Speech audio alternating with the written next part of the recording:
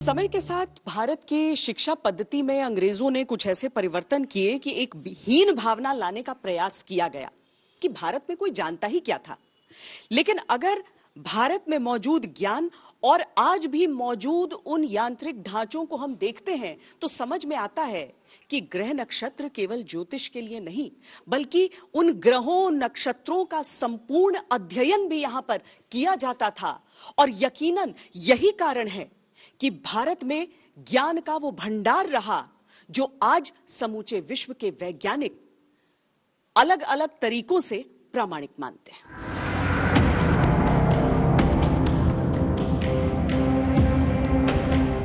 इस वेधशाला के बनने से काफी पहले से ही उज्जैन को खगोल शास्त्र और गणित विषयों को पढ़ने का केंद्र माना जाता था। खगोल शास्त्र पर लिखी किताब सूर्य सिद्धांत भारत में समय की गणना की पहली मिसाल पेश करती है।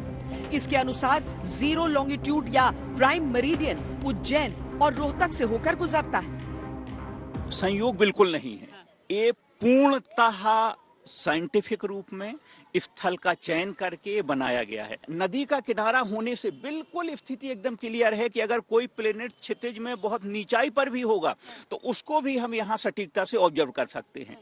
तो बहुत साइंटिफिक रूप से सोच समझ के इस स्थान का चयन किया गया है और उसी के अनुसार ये वेधशाला बनाई गई है।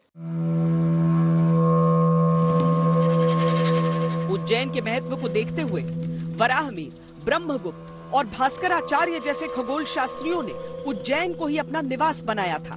राजा विक्रमादित्य ने उज्जैन से ही 56 ईसा पूर्व में विक्रम संवत की शुरुआत की थी, जिसके अनुसार आज भी तिथियां तय की जाती हैं।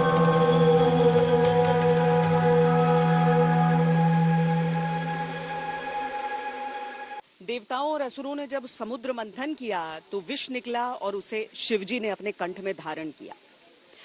ये जब आप सुनते हैं तो इससे न जाने कितनी सीख आपको मिल सकती है। हमारे जो संस्कार हैं, हमारी जो संस्कृति है, हमारी जो परंपराएं हैं, वो सब कुछ न कुछ सिखाकर जाती हैं। लेकिन इनमें कुछ किंवदंतियां भी जुड़ती हुई चली जाती हैं। उज्जैन महाकाल से जुड़ी हुई कुछ किंवदंतियां रही हैं। हालांकि इनमें से कुछ को राजा विक्रमादित्य के काल में बदला भी गया है।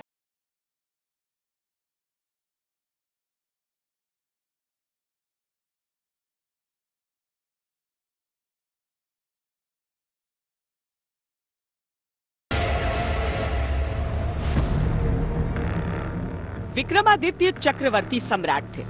शक साम्राज्य को जब उन्होंने पराजित किया तो उस समय से समय की गणना के लिए विक्रम संवत शुरू किया। इसमें दिन, सप्ताह और महीने की गणना सूर्य और चंद्रमा की गति के आधार पर की गई, जो आज भी भारत की मान्य परंपरा है। मान्यता है कि विक्रमादित्य ने भी एक वेधशाला बनाई थी, जिसने उज्जैन को विश्व में ज्योतिष के प्रमुख शहर के तौर पर स्थापित किया। वो राजा अपने नाम से सम्मत चला सकता है जो प्रजा का जितना भी कर्ज हो वो उसको चुका दे। और ये विक्रमादित्य एक ऐसे राजा रहे हैं कि जिन्होंने वो सब चुका के और प्रजा के कल्याण में जिस प्रकार से कार्य किया कि वो अधिकृत हुए कि अपने नाम से सम्मत चला सकें, और वो सम्मत प्रचलन में है।